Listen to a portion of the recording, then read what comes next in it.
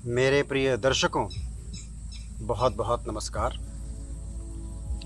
Quick and fluent English के episode 5 में आपका बहुत बहुत स्वागत है।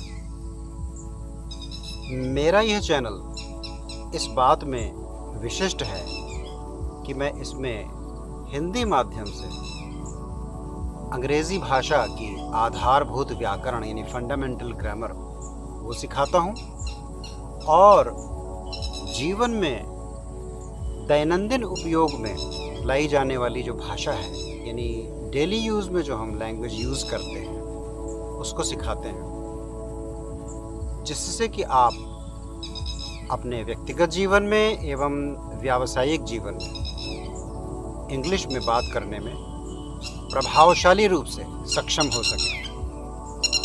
आप ये भी देख रहे हैं कि मेरी जो ये सीरीज़ है क्विक एंड फ्लुएंट इंग्लिश की, इसको मैं प्रकृति की गोद में शूट कर रहा हूँ।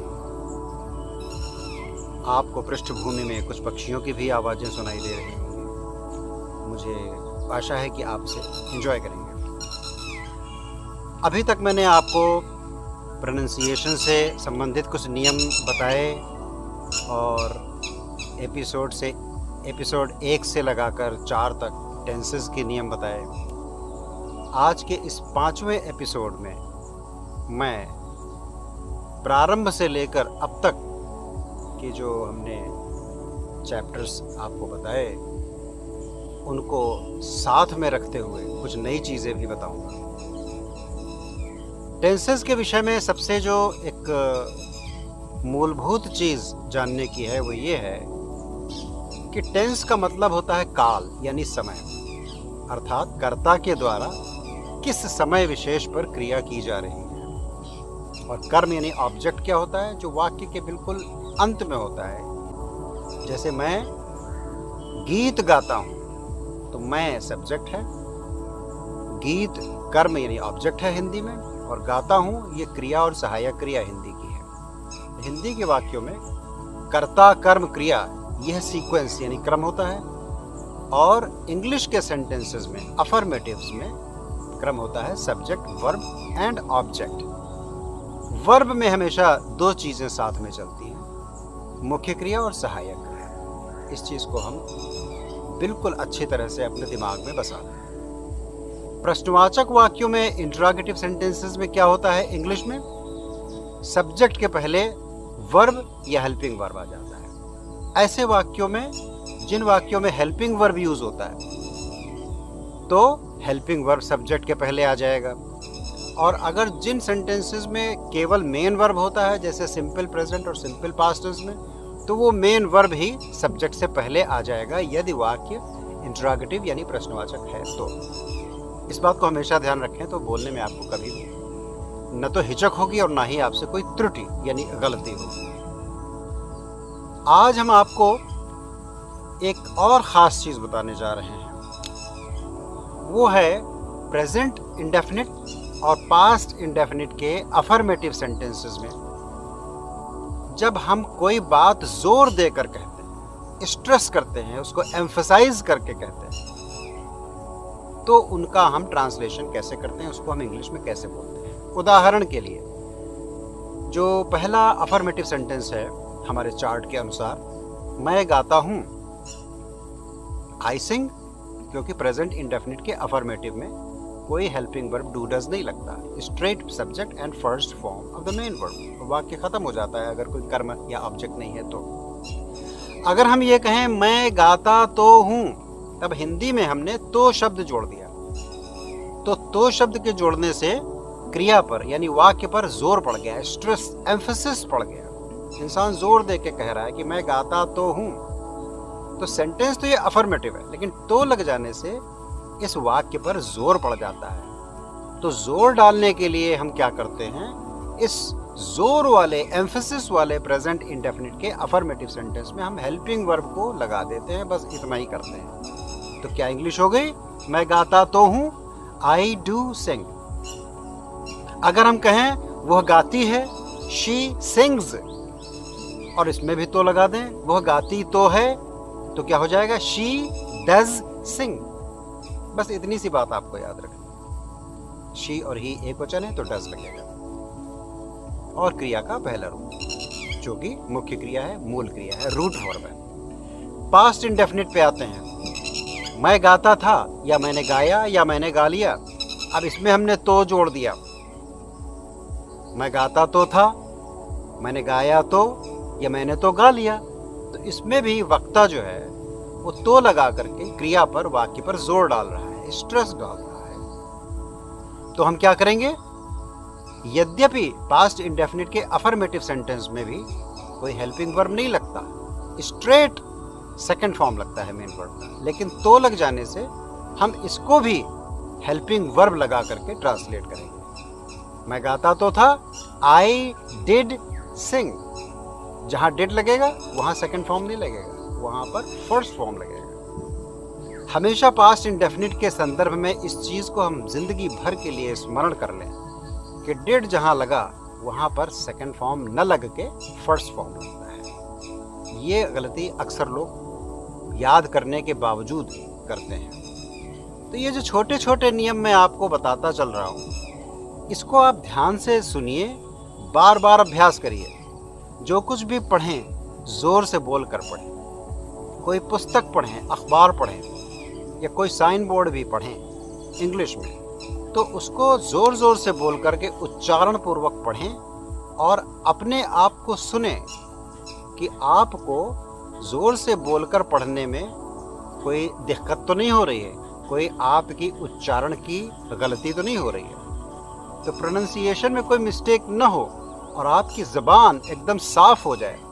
जिस शब्द का जैसा सही उच्चारण होना चाहिए वैसा आप अगर करने में सक्षम हो जाते हैं तो आपका काम हो गया। दूसरी चीज़ अब हम इस पे बात करेंगे, क्योंकि टेंस का मतलब होता है काल यानी समय। तो विभिन्न टेंसों का समय परिप्रेक्ष्य क्या है, यानी time perspective of various tenses. भाई मेन जो टेंसेस हैं, यानी मेन जो समय होते हैं वो वर्तमान, भूत और भविष्य, यानी प्रेजेंट, पास्ट एंड फ्यूचर, और इसी के चार पार्ट्स होते हैं, indefinite, continuous, perfect and perfect continuous. तो कुछ चीज़ों के बारे में हम आपको बताना ये चाहेंगे कि जैसे पास्ट इंडेफिनिट टेंस है, मैं गाता था, मैंने गाया, मैंने गा लिया। चार्ट देखें तो इसमें क्या है, पास्ट इंडेफिनिट का जो टाइम पर्सपेक्टिव है, टाइमिंग्स क्या है पास्ट इंडेफिनिट के।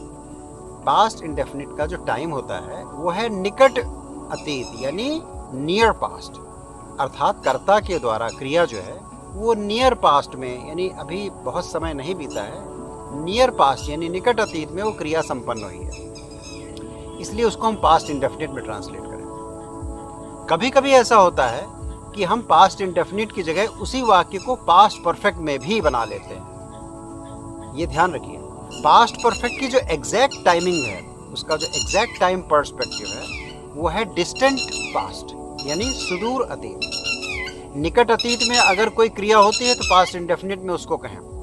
अगर आपको ये अनुभव होता है, महसूस होता है कि क्रिया जो है कर्ता के द्वारा सुदूर अतीत में की गई है, तो आप उसे पास्ट परफेक्ट में बना दें, वो सही होगा। जैसे मैं गा चुका था, मैंने गाया था, मैंने गा लिया था, तो आप हमने जो पहचान के नियम बताए हैं उसके अनुसार मैंने गा लिया था, मैंने गाया था, मैं गा चुका था, ये पास्ट परफेक्ट है। आई हैड संग। तो बेसिकली पास्ट परफेक्ट की टाइमिंग्स जो है वो आपको अगर लगे कि समय ज़्यादा हो गया है क्रिया को संपन्न हुए तो आप पास्ट परफेक्ट में बनाइए। अगर आपको ये अनुभव हो रहा है कि बहुत ज़्यादा समय नहीं हुआ तो उसे पास्ट इंडेफिनिट में बनाएं। तो तात्पर्य कहने का ये है कि पास्ट इंडेफिनिट टेंस और पास्ट परफेक्ट टेंस, इन दोनों का एक अंतर संबंध है, ये आपको समझना होगा। और अक्सर ऐसा होता है कि आप दोनों प्रकार के सेंटेंसेस में अगर आप दोनों प्रकार के टेंसेस यूज़ करते हैं, उनके नियम प्रयोग करते हैं, तो वो गलत नहीं माना जाएगा।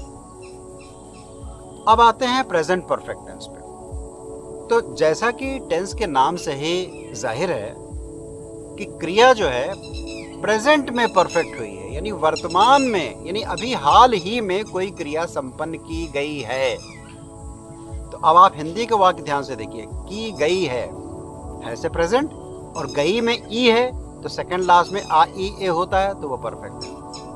और अगर सबसे लास्ट में आ ई ए मात्रा या अक्षर होता है तो वो पास्ट इंडेफिनिट है। तो बिल्कुल वर्तमान में अभी अभी अगर कोई क्रिया संपन्न की गई तो उसे हम प्रेजेंट परफेक्ट में बनाएंगे। जैसे हमने कहा वो आया है से प्रेजेंट टेंस, और आया में या में बड़े या की मात्रा है, तो इसे हम प्रेजेंट परफेक्ट में बनाएंगे। वो आया है, ही हैज कम या ही हैज अराइव्ड, और वो आया था, ही हैड अराइव्ड, तुरंत पास्ट परफेक्ट में बन गया। और वो आया, ही केम या ही अराइव्ड, पास्ट इंडेफिनिट में बन गया।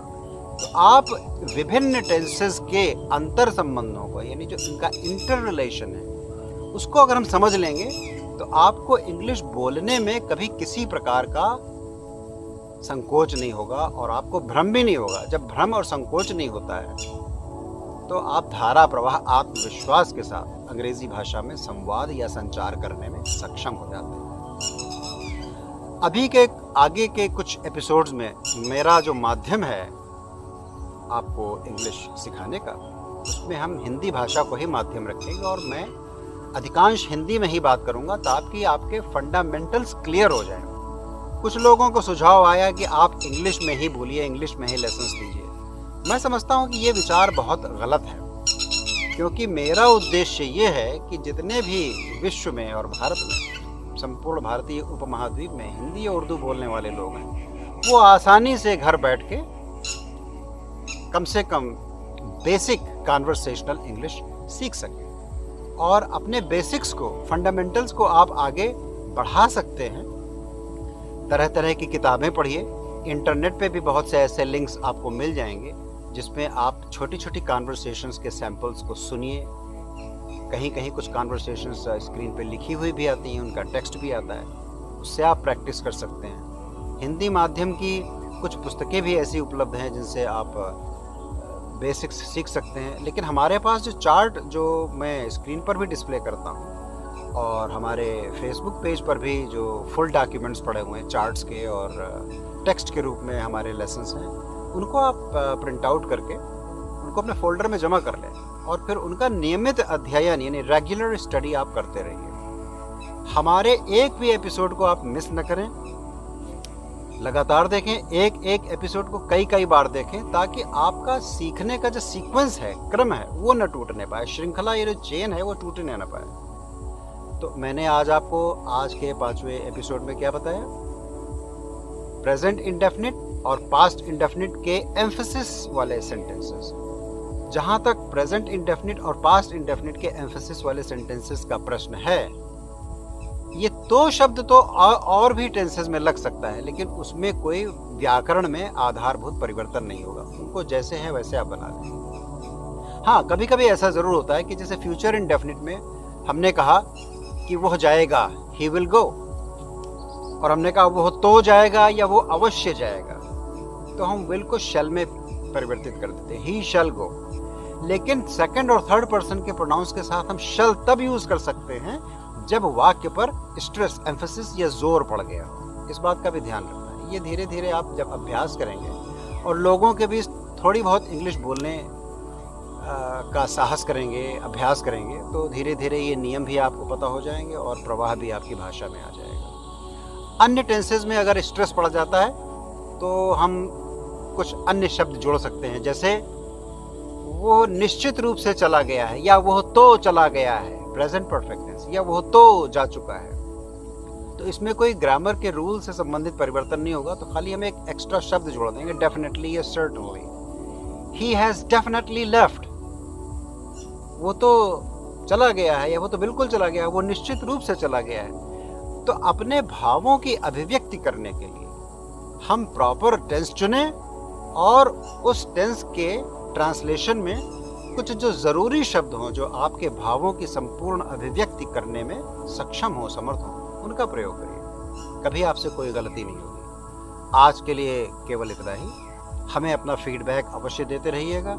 मुझे पूरा विश्वास है कि जो मैं ये चैनल के माध्यम से आपको चीज़ें बता रहा हूँ, आप उन्हें आसानी से समझ रहे होंगे और अपना क्रमबद्ध तरीके से, मेहनत से अपना अंग्रेज़ी भाषा का पढ़ने का, लिखने का और बोलने का सतत अभ्यास करते रहिए और जीवन में आप सदा बहुआयामी उन्नति कीजिए। ये हमारी शुभकामनाएं हैं। आपका बहुत बहुत धन्यवाद।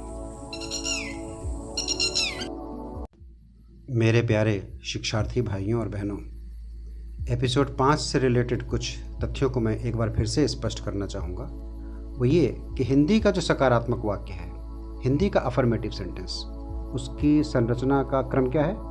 सबसे पहले कर्ता, उसके बाद कर्म, फिर मुख्य क्रिया और सहायक क्रिया। अर्थात हिंदी के सकारात्मक वाक्य में सबसे पहले subject, then object and then main verb and helping verb. English के अफर्मेटिव सेंटेंस का क्रम क्या है?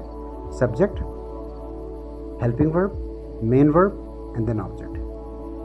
तो अंग्रेजी के सकारात्मक वाक्य का क्रम क्या बताया मैंने? कर्ता, सहायक क्रिया, मुख्य क्रिया और फिर कर्म। इस बात को ध्यान से अपने अंदर आत्मसात कर लें। एक बार पुनः निवेदन करना चाहूँगा कि अभी तक जिन लोगों ने हमारे इस चैनल को, quick and fluent English channel को सब्सक्राइब नहीं किया है, वो सब्सक्राइब अवश्य कर लें और अपने मित्रों, परिजनों को इसको शेयर अवश्य करें। बहुत बहुत धन्यवाद।